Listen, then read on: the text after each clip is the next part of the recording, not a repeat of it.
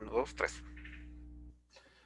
Ok, buenas tardes, chicos. Mi nombre es Jorge Mario Moreno. Trabajo en Ceiba Software ya hace unos 10 años, más o menos, y en desarrollo de software y en arquitecturas de desarrollo llevo ya más de 20 años trabajando como coach en diferentes empresas y en este caso, pues, Ceiba Software. Les doy la bienvenida. La charla de hoy se va a llamar DevOps y las 7 dimensiones de las aplicaciones modernas, ¿cierto? Este es un concepto que he venido con el grupo de trabajo, con mi equipo de trabajo, desarrollando porque cuando yo he ido a diferentes empresas a hacer consultoría y hacer acompañamientos en arquitectura y todo, pues nos hemos encontrado con unas diferencias grandísimas sobre la conceptualización de una aplicación moderna. Entonces, queríamos como dar unos lineamientos de qué podemos considerar una aplicación moderna. Entonces, lo primero que nosotros llegábamos a las empresas, ¿sí? Era como preguntándoles a ellos, venga, para ustedes, ¿qué es una aplicación moderna? Entonces muchos nos contestaban, ¿no? Una aplicación que trabaja, que está construida con herramientas de última generación. Otros nos decían, no, es que es una aplicación que está desarrollada con las mejores prácticas de arquitectura. Otros nos decían, no, es que es una aplicación con muy buenas prácticas de codificación. Entonces había como una heterogeneidad en el concepto de una aplicación que consideramos moderna, ¿sí? Y en el concepto para nosotros, sobre todo en el equipo con el que yo trabajo, para nosotros una aplicación moderna es el producto de una visión multidimensional de habilidades, ¿cierto? Entonces voy a ubicarlos un poco en este contexto de las 7 dimensiones para que después miremos cómo DevOps nos va a apoyar este concepto, ¿cierto? Entonces, una visión multidimensional, ¿a qué me refiero? Es ver la aplicación desde diferentes puntos de vista. Y el principal punto de vista que nosotros debemos tener en cuenta para una aplicación moderna es el usuario, ¿sí? Debe ser centrada en el usuario. Voy a poner por aquí un proyectorcito láser. Entonces, centrada en el usuario, ¿sí?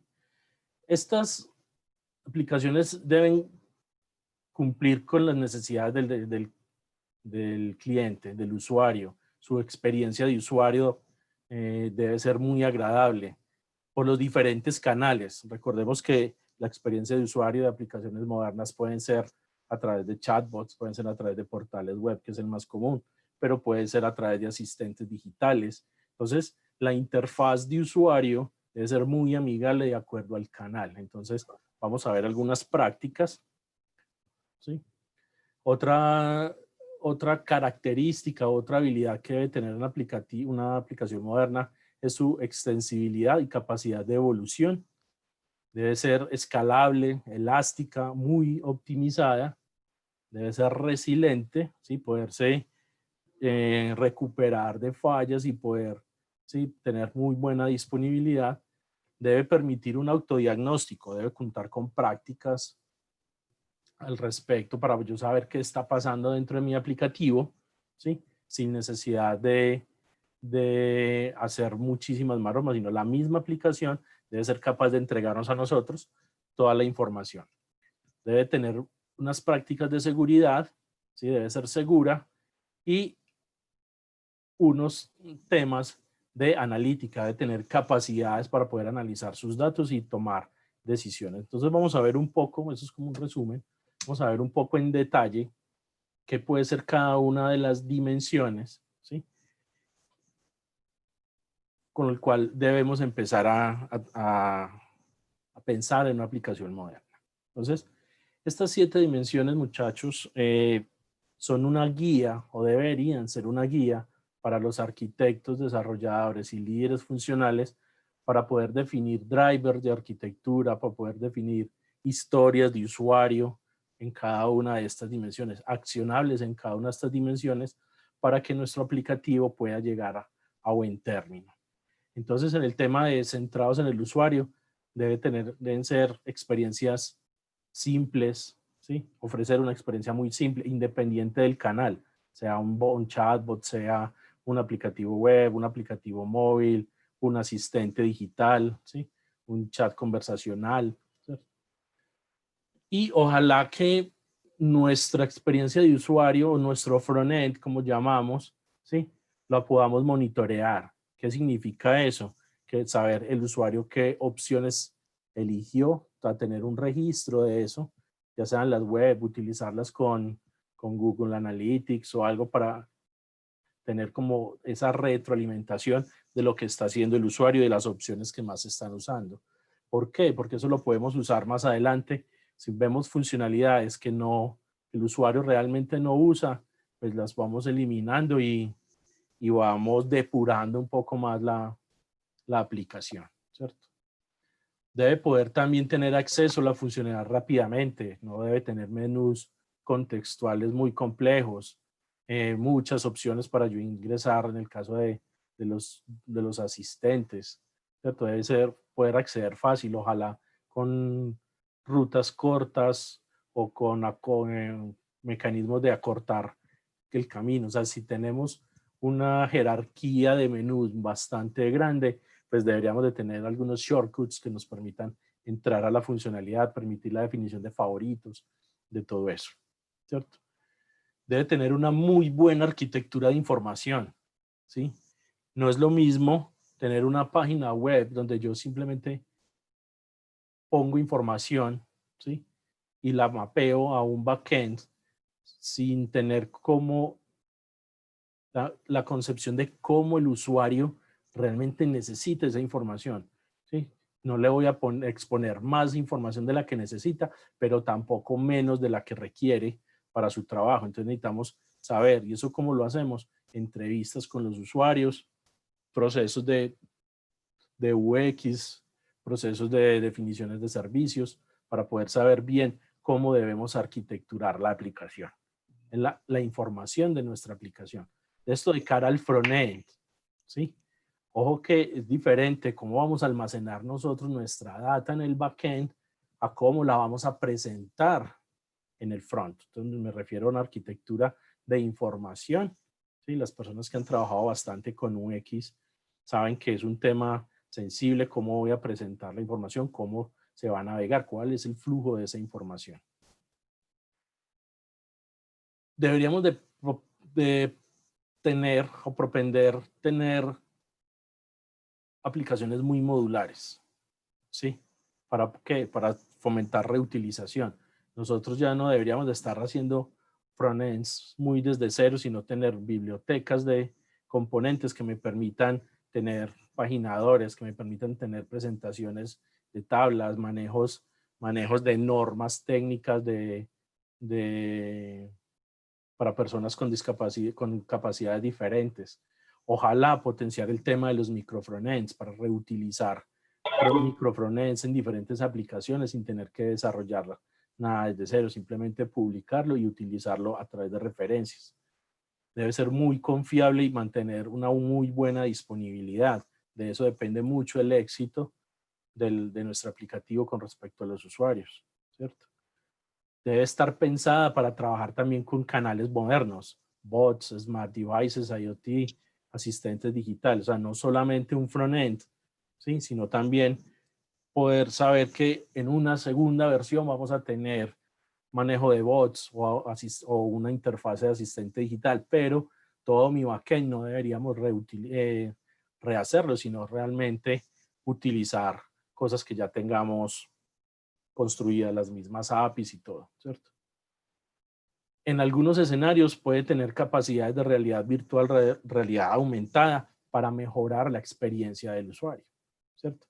Podemos ver portales que ya están tomando o solicitan una foto del usuario, un portal de ventas de prendas de vestir y pueden llegar a a moldear el vestido, la prenda que yo quiero comprar en el cuerpo del cliente, de modo de que se facilite la compra virtual. Entonces hemos visto bastantes implementaciones. Entonces, más o menos estos son como los accionables principales, no quiere decir que sean los únicos, pero sí los más importantes de lo que me va a guiar o lo que me va a preparar la dimensión de centrado en el usuario en el momento de hacer un diseño de producto, hacer un diseño de arquitectura.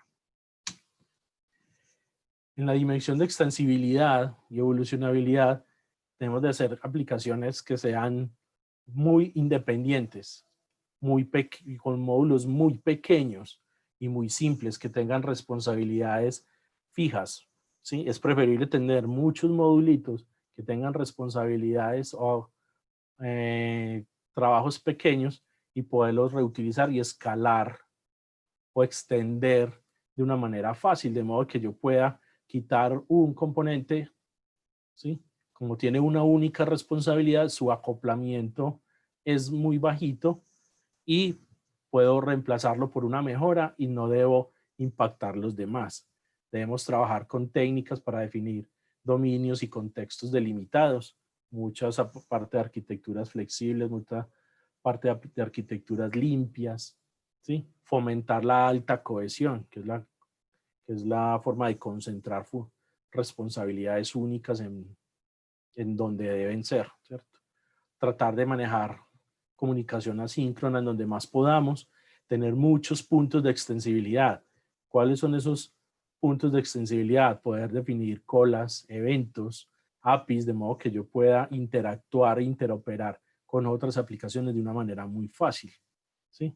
Hay arquitecturas flexibles como las arquitecturas hexagonales, donde manejamos puertos, adaptadores. Hay muchos patrones que me permiten a mí hacer este tipo de implementación. Entonces, ojo, arquitectos, debemos tener conciencia de que las aplicaciones deben evolucionar en el tiempo, y una evolución no me debería interrumpir el normal desarrollo o el normal ejercicio de la aplicación. O sea, yo puedo reemplazar un módulo, mejorarlo, si no daño sus interfaces, debería de seguir transparente toda mi aplicación. ¿Por qué? Porque estamos pensando en módulos simples, pequeños e independientes, donde pueden convivir cada uno de manera aislada, ¿cierto? En cuanto a la escalabilidad, debemos propender a tener una escalabilidad elástica, poder definir procesos donde yo pueda tener una carga de trabajo y pueda tener N instancias de esa carga de trabajo en un momento dado, ¿sí? Por ejemplo, yo tengo una aplicación que tiene 2000 peticiones por minuto, por segundo, por unidad de tiempo. Y si yo necesito, y eso me lo está trabajando 4 o 5 instancias de un contenedor, por decir algo, de la aplicación. Entonces, si esas peticiones aumentan a 3000, a 4000, esa cantidad de instancias que me están trabajando esas peticiones, debería de poder aumentarlas, porque me está aumentando las peticiones, y llegar a tener 5, 6, 7 instancias, pero de manera automatizada, ¿sí? No, yo no gano nada yo con tener una persona sentada en la aplicación revisando cuántas requests tengo, para saber si escalo la aplicación y le pongo una nueva instancia a trabajar, ¿cierto? Entonces, ese escalamiento elástico debería de ser tanto horizontal, ¿sí? A extenderlo, como si ya no tengo la cantidad de peticiones, pues poder ir reduciendo la cantidad de instancias que me están trabajando, ¿cierto? Cada módulo debería poder escalar independientemente, ¿sí? Como les digo, como cada módulo tiene responsabilidades específicas, pues no puedes llegar a ser que un modulito se use mucho en una aplicación y otros no. Entonces yo debería poder escalar solamente donde tengo el cuello de botella, ¿sí? Y ojalá tener mecanismos para autoescalamiento basado en eventos. Por ejemplo, el sistema de monitoreo me diga, Jorge, tenés 3.000 peticiones. Entonces yo respondo a ese evento y pongo 3 o 4 cargas de trabajo más. Jorge, tenés 10.000 peticiones. Bueno, yo respondo a ese evento y pongo 5, 6, 7 cargas más. El sistema de monitoreo me dice, hey Jorge, tenés otra vez 2.000. Entonces yo de esas 10 instancias me reduzco a 2 o a 3, que son las mínimas necesarias para tener un modelo de alta disponibilidad. ¿Sí? Entonces, ojalá yo pudiera tener esas capacidades en mi aplicativo para poder responder y bajar mis costos de administración. Yo no necesito una persona que esté continuamente pegada 8 horas a los sistemas de hardware, viendo cómo está trabajando mi aplicativo, si está a punto de estallar o no, sino que ella misma debe ser capaz de poderse escalar para llegar a cumplir sus objetivos. Una aplicación resiliente o la dimensión de resiliencia, ¿sí? Permite tener prácticas de desarrollo que me permitan recuperarme de una falla, ¿sí? Entonces, necesito poder tener prácticas que me digan, vea, primero que todo tenemos que registrar la falla, ¿cierto? Pero al registrar una falla, yo puedo tener inmediatamente, si se me cayó uno de los módulos, tener scripts y determinar, vea, se acaba de caer un módulo, poder lanzar y subir una copia nueva, de modo de que la disponibilidad no se vea afectada. Entonces, tener prácticas de alta disponibilidad. Recordemos que las prácticas de alta disponibilidad consisten en tener entre 3, 5 o más instancias de un mismo módulo, ¿cierto? ¿Para qué? Para que si se me cae uno, en un momento dado, puedan los otros 2 o los otros 4 poder atender la demanda mientras yo vuelvo a un estado ideal. Entonces yo tengo que definir un estado ideal en mi aplicativo y es decir, vea, para esta funcionalidad de consulta de clientes, mi realidad es que voy a tener 3 contenedores, siempre, independiente de lo que pase. Entonces, si yo defino que son 3 contenedores mi sistema ideal, si se me cae uno, ¿sí? Yo tengo que tener forma de monitorear ese colapso de ese contenedor y poder generar una nueva instancia para llegar a 3. De modo que mientras eso sucede, mientras yo me recupero y vuelvo a montar otro contenedor, pues los 2 contenedores que quedan me soporten la carga mientras este tercero entra otra vez a colaborarles todo. Entonces, hay prácticas de alta disponibilidad, ahí es necesario tener emisión de alertas, ¿sí? Saber que me salí de ese estado ideal. Debemos tener aplicación de patrones, ¿sí? Patrones de salud, patrones para no permitir la propagación de errores. Por ejemplo, patrones de tipo circuit breaker que me va a permitir contener una falla en cascada, patrones CQRS que me van a permitir distribuir comandos como inserts para un lado, updates para otro, de las consultas, de los queries, ¿sí? Entonces yo puedo tener diferentes sistemas para queries y otro sistema para todo lo que son los comandos. ¿Con esto qué pretendemos? Tener acciones preventivas más no reactivas, no esperar a que nuestro sistema se cayó para determinar qué es lo que está pasando y pasar más tiempo fuera sin que los usuarios estén trabajando. No sé si hay alguna duda al respecto hasta acá o vamos todos bien.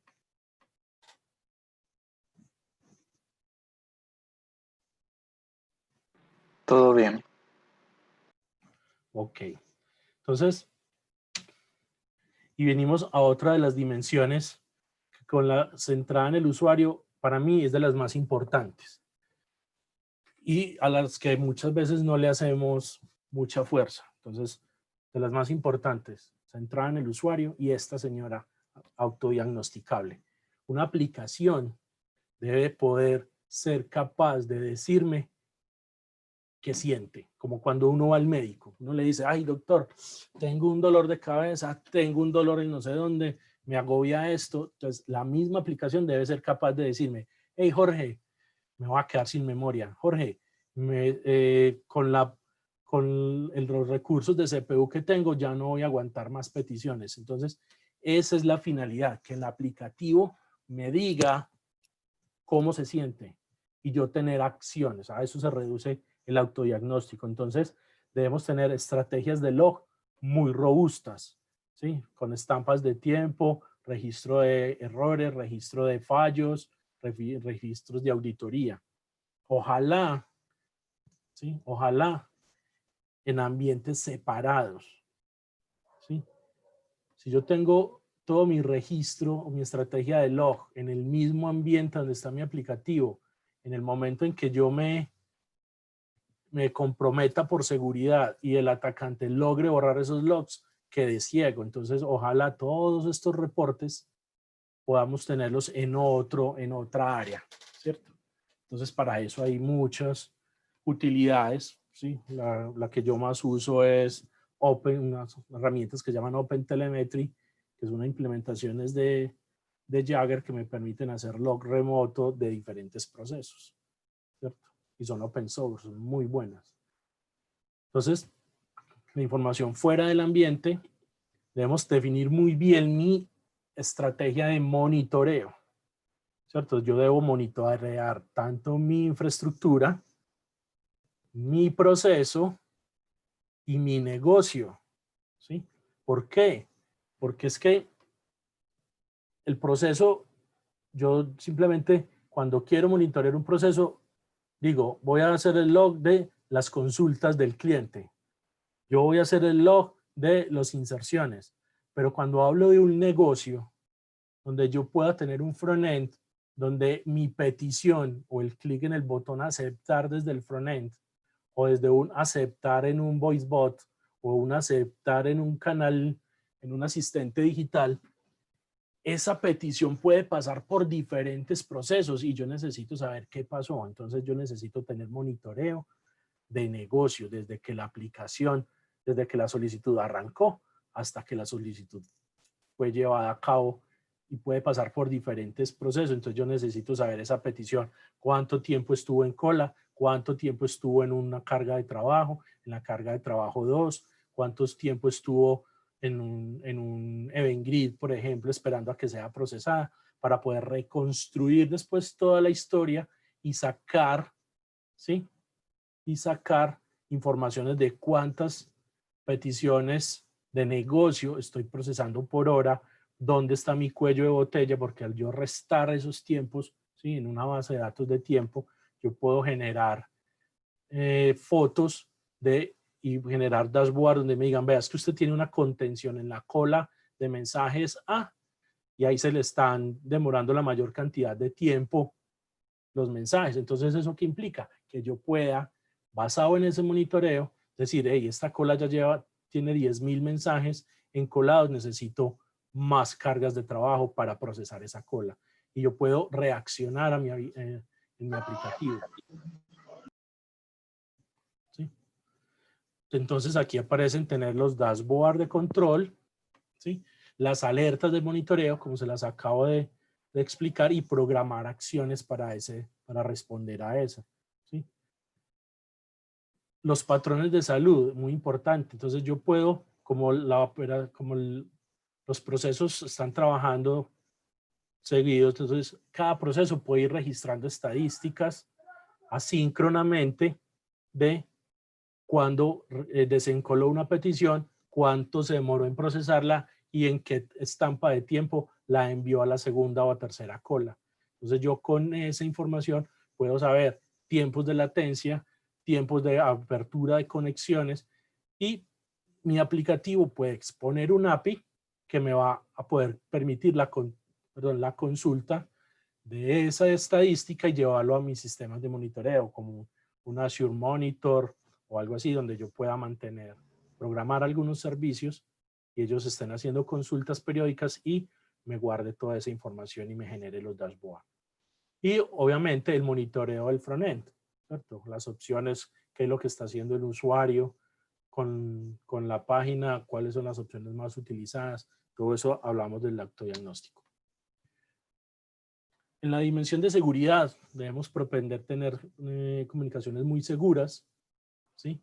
Ojalá trabajar con Mutual TLS, ¿sí? TLS, servidores de identidad como B2C, tipo B2B, ¿sí? Protocolos estándares tipo OAuth 2, OpenID Connect, JWTs para el manejo de autenticaciones. Hay una vertiente que es JWE, que es un JW encriptado. Entonces toda la información del token va encriptada, no solamente con un hash o un cifrado o una caracterización pues básica como la tiene el JWT. Manejar backends for frontend con API management, autenticación de servicios mixtas, o sea, yo puedo autorizar diferentes fuentes de autenticación. Algo muy importante que yo debo tener en un aplicativo, en la dimensión de seguridad, es la no repudiación. Yo debo garantizar, ¿sí?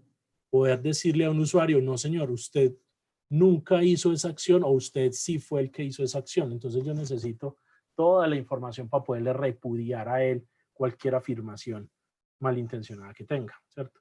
Ah, no, no es que yo no hice eso. No, sí señor, es que usted hizo esto a tal hora, eso fue en tal browser, en tal IP y en tal parte. Entonces, ese sí fue usted, fue su certificado, fue tal cosa, ¿cierto? Y tener logs y tracing distribuido. Ahí les estuve contando el OpenTelemetry, unas herramientas open source muy buenas para esta parte del log distribuido.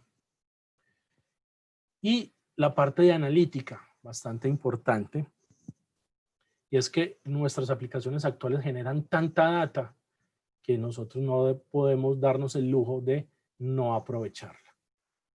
Entonces, hacer algoritmos de correlación, para correlacionar variables que me fomenten la toma de decisiones, aprovechar todos estos datos.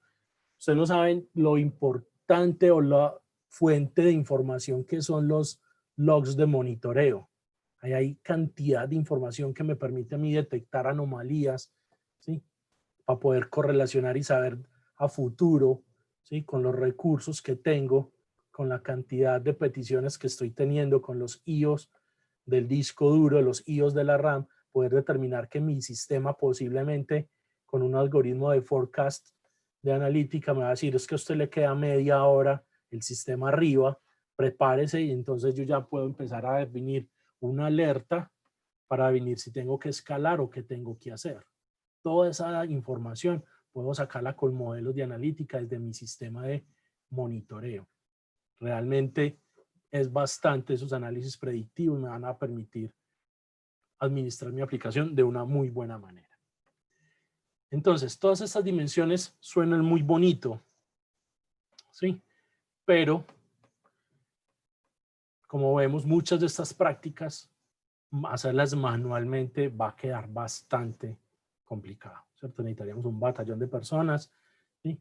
Entonces, debemos de apoyarnos en ¿qué? ¿Sí? Basados en una premisa que a mí me gusta mucho. Todo trabajo repetitivo, debemos de automatizarlo, ¿cierto? Entonces, ¿a qué vamos?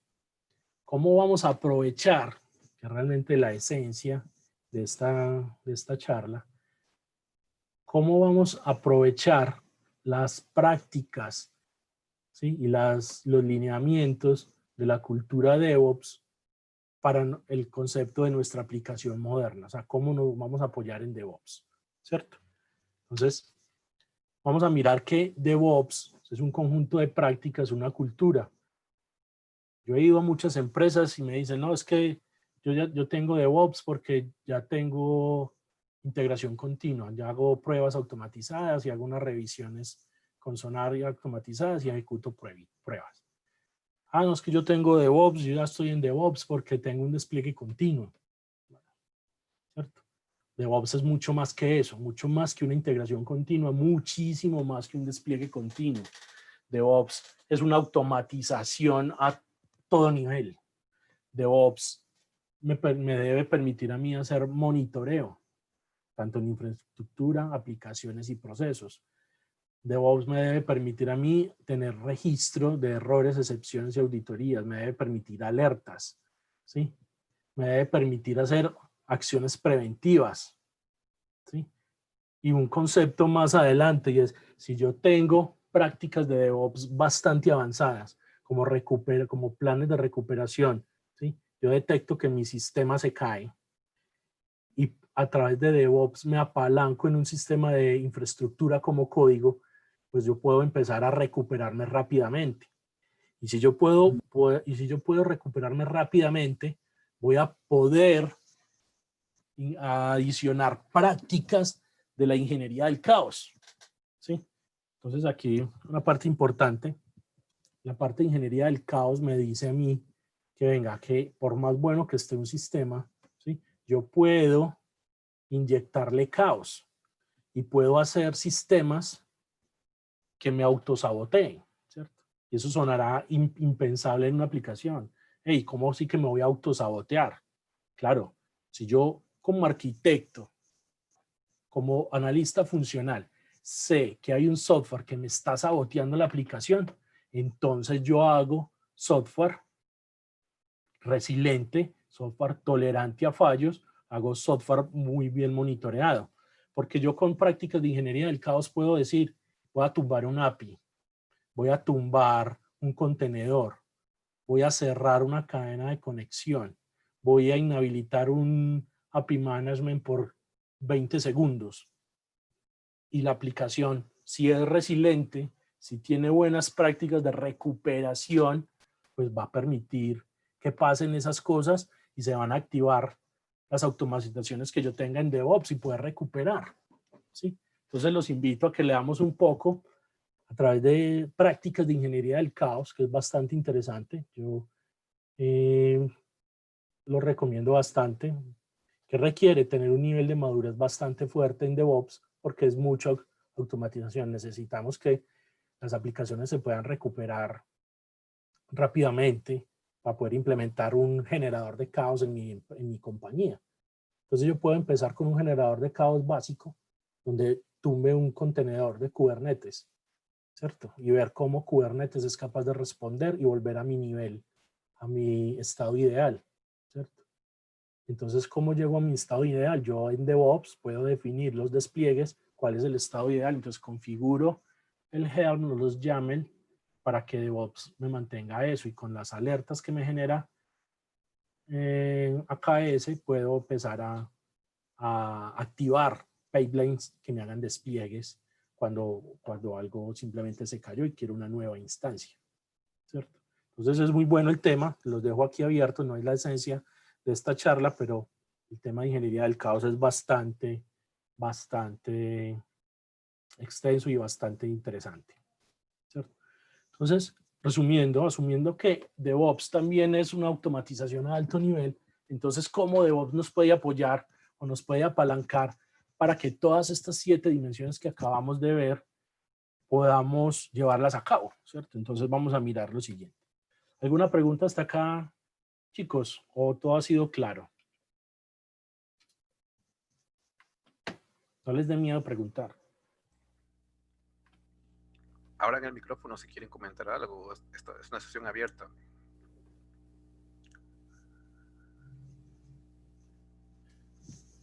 Parece que todo bien. Bueno, excelente. Entonces, ¿qué prácticas de DevOps vamos a utilizar para nuestras dimensiones? Entonces, también las vamos a separar por las mismas dimensiones, ¿cierto? Aunque DevOps es un tema transversal a todo el desarrollo de aplicaciones, entonces lo podemos enfocar, ¿sí? Primero, la parte de los módulos independientes. Entonces yo puedo trabajar con micro frontends, tener mis micro frontends desplegados en un sitio, ¿sí? A través de DevOps, hacerle evolución a esos sitios de micro frontends y como mis aplicaciones los están referenciando en tiempo de ejecución, siempre van a optar por la última versión que está desplegada. Entonces son incrustaciones que yo hago las referencias al sitio y descarga el microfrontend y lo embebe dentro de mi aplicativo, siempre va a apuntar a la última versión. Y yo con DevOps, por ejemplo, yo puedo hacer un microfrontend donde si yo en todas mis aplicaciones tengo un administrador de clientes, pues yo puedo hacer un microfrontend para toda la compañía que haga toda la administración del cliente, publicarlo y embeberlo en las diferentes aplicaciones, de modo que solo tengo una versión. Entonces no necesito estar implementando réplicas de datos entre bases de datos.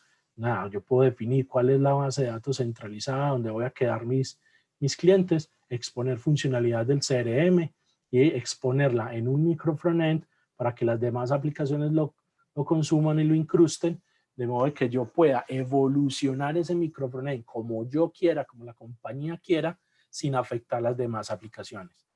Porque ¿qué pasaba? Yo podía generar un componente, replicarlo con la estrategia de incrustación del código fuente, los JS o algo en las aplicaciones y salgo a producción con eso. Pero cuando le haga una mejora que me tocaba hacer, ir y replicarlo en todas las aplicaciones, ¿sí? que las tenían copiadas, con la potencial posibilidad de que me falle el bundle o la construcción. En cambio ya con microfrontends, con las prácticas de microfrontends, yo publico un solo sitio, un micrositio. En los otros demás aplicaciones se hace referencia a ese micrositio, se incrusta en tiempo de ejecución y él siempre va a tomar la última versión y es totalmente independiente del aplicativo. Entonces lo voy a poder evolucionar, lo voy a poder escalar como lo necesite, ¿sí? Entonces me va a permitir muchísimo. Esta práctica de microfrontends me va a reducir bastante la administración de la aplicación. Prácticas también descentradas en el usuario. Pruebas funcionales automatizadas. Ojalá pudiéramos tener robots que nos ayuden mucho con estas prácticas funcionales para poder que un microfrontend pueda salir a productivo, ¿sí? Con las pruebas básicas que necesitemos, de modo de que podamos tener un control de calidad bastante fuerte. Entonces las pruebas funcionales me van a ayudar a garantizar ese buen flujo de los microfrontend o de las aplicaciones inclusive. Entonces yo puedo probar comportamientos de una misma página o puedo probar cómo es el flujo de los datos, ¿sí? Cuando el cliente interactúa con varias pantallas. Entonces yo puedo hacer todo ese tipo de todo el tipo de pruebas en ese estilo. Entonces las pruebas visuales y las pruebas de flujos. Puedo hacer pruebas end-to-end, ¿sí? Garantizar que la información que está enviando el usuario llega, ¿sí? adecuadamente a su destino. Y el destino puede ser una base de datos, puede llegar a ser una cola de mensajes, puede llegar a ser otro aplicativo. Entonces yo puedo hacer pruebas end-to-end, ¿sí? Recordemos que estas pruebas end-to-end y las pruebas de carga y todo eso no son pruebas que se hagan al día a día, porque si no, los procesos de DevOps o de despliegue se van a hacer bastante pesados. Estas pruebas las podemos hacer cada X tiempo, programar cargas en DevOps, en Azure DevOps, en Jenkins, en Bamboo, ¿sí? O en los diferentes servidores de integración continua que tengamos, que se ejecuten cada 2 meses, cada mes, o sea, dependiendo de las necesidades. Las acciones de monitoreo, entonces yo puedo desplegar, ¿sí? Y hacer que mis aplicativos, cuando está haciendo la construcción, ¿sí? Poder inyectarle JS en el momento en que hago la integración continua para que me permita hacer monitoreo del usuario, manejar las estadísticas de uso y algo bastante importante, los despliegues por slots, ¿sí? Un despliegue por slot, ¿qué es? Es que yo tengo un sitio productivo, despliego en otro sitio diferente, ¿sí? De modo que el enrutador o el proxy, el balanceador de cargas, el CDN, siempre apunta a un lugar productivo y yo tengo aquí otro donde despliego, pruebo y en el momento en que ya sé que está bueno, el enrutador me enruta a la nueva versión y puedo descargar la versión anterior. Entonces, yo puedo hacer despliegues y así minimizar el tiempo fuera de los usuarios. Entonces, prácticas que podemos tener en cuenta en la dimensión de centradas al usuario. Jorge, te comento Sí. que quedan 5 minutos. Uy, claro. Ok, entonces en las prácticas de extensibilidad, entonces los puntos de extensión y el monitoreo de esos puntos de extensión, ¿sí? Poder tener o sea, hacer trazabilidad desde el código fuente hasta estos puntos de extensión, implementar su monitoreo, ¿sí? Las pruebas de carga son bastante importantes, ¿sí? Poder tener despliegues independientes por cada uno de los módulos y su correspondiente monitoreo, ¿cierto? Definir cuál es el estado normal para que cualquier situación que me saque del estado normal me genere una alerta y me permita a mí generar nuevos despliegues o eliminar despliegues. La definición y la detección de alerta. Entonces yo puedo tener la parte de operaciones, todo ese chequeo de alertas, definir, como tengo todas las bases, toda la base de datos del monitoreo, poder empezar a definir pequeños accionables. ¿Sí? Sistema, vea, cuando esta variable, la variable A llegue al punto, a este valor, por favor avíseme que yo necesito tomar una acción. En cuanto a la escalabilidad, manejar el escalamiento elástico, poder programar ese escalamiento, poder tener pipelines de integración continua o técnicas de despliegue, perdón, continuo, que me permitan subir o bajar las instancias que tengo en cualquier momento en productivo, ¿sí? Ojalá poder tener autoescalamiento basado en eventos y datos de monitoreo. Entonces, para eso requerimos funcionalidades pequeñas, tener muchas pruebas de carga, muchas pruebas de seguridad, ¿sí? Los chequeos de seguridad son bastante importantes y propender que podamos tener procesamientos en paralelo, ¿sí? Poder aprovechar las ventajas de multitasking de los diferentes sistemas operativos que trabajemos, trabajar con hilos lo que más podamos, ¿cierto? Procesos, de modo de que mis sistemas puedan procesar la mayor cantidad de información en un tiempo razonable, ¿cierto? En la parte de resiliencia, importantísimo entonces tener reportes de todo el registro de la actividad del sistema, poder también con DevOps implementar políticas de alta disponibilidad. Entonces, cuando yo hable de un despliegue, realmente puede estar haciendo despliegues de 3 instancias o 5 instancias mínimo de cada uno de los módulos. Entonces, eso me lo debe poder soportar los procesos de integración continua y despliegue continuo. O si estamos trabajando con Kubernetes, poder tener esa posibilidad de subir y mantener una carga mínima, ¿sí? Que me va a garantizar el trabajo hasta cuando me salga del estado ideal y responder a las alertas, ya sea que tenga que subir más contenedores, más instancias o darle más recursos a un modelo, ¿cierto?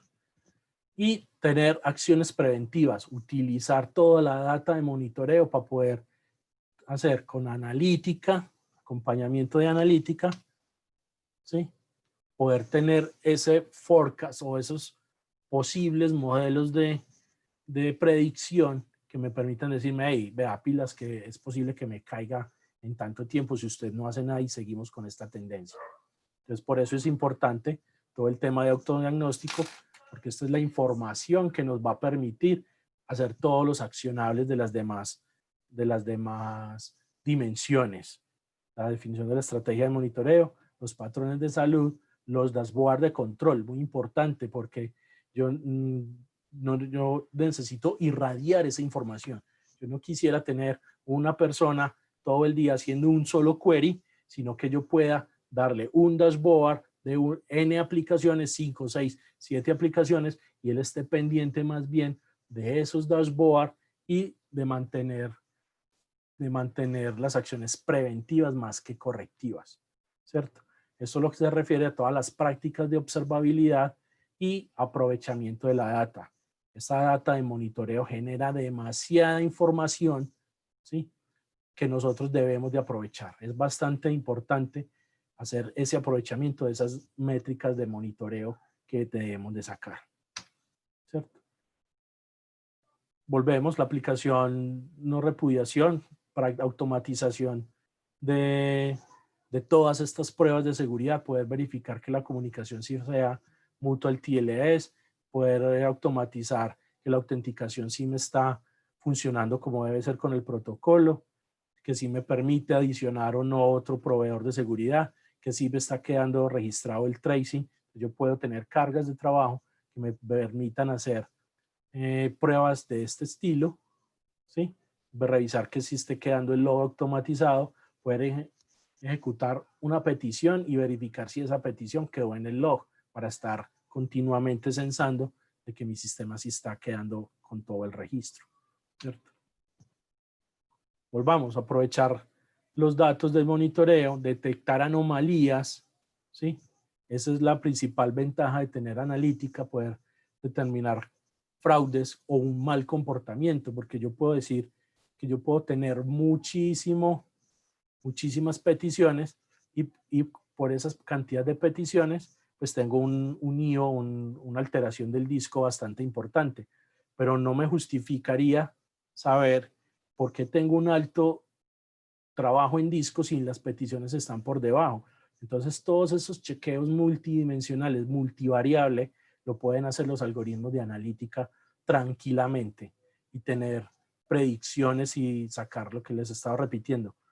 Hacer forecasting de la información para determinar puntos críticos de del trabajo, ¿cierto? Hacer proyecciones de la demanda y emisión de alertas. Jorge, ya estamos volando de tiempo, no sé. Sí, no, ya con esto terminamos. Esto nos da pie. Entonces, si tenemos unas buenas prácticas, una buena cultura de DevOps y una visión multidimensional de todo nuestro negocio, pues más vamos a poder implementar prácticas del siguiente nivel que llamamos BizDevOps, ¿cierto? Y es incorporar también ya al área estratégica de la compañía, ¿sí?, como participantes de nuestros procesos. Entonces ya no hablamos de desarrollo de operaciones, sino que también hablamos de encargados del negocio, para yo poder, con mi información de monitoreo, mi información de DevOps, poder alimentar KPIs y objetivos organizacionales que apuntan a habilitadores de ventas o a la planeación estratégica de la compañía. Espero les haya gustado la presentación, chicos.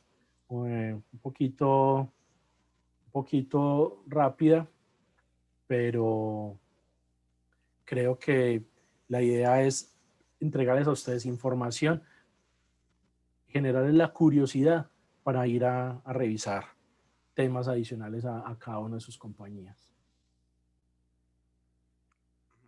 Muchas gracias, Jorge.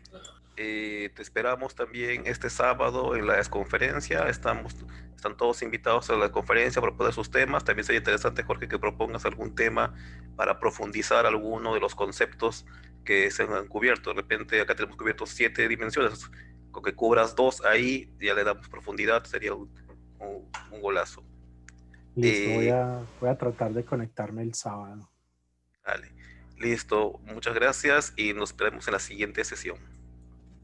Listo, gracias a ustedes.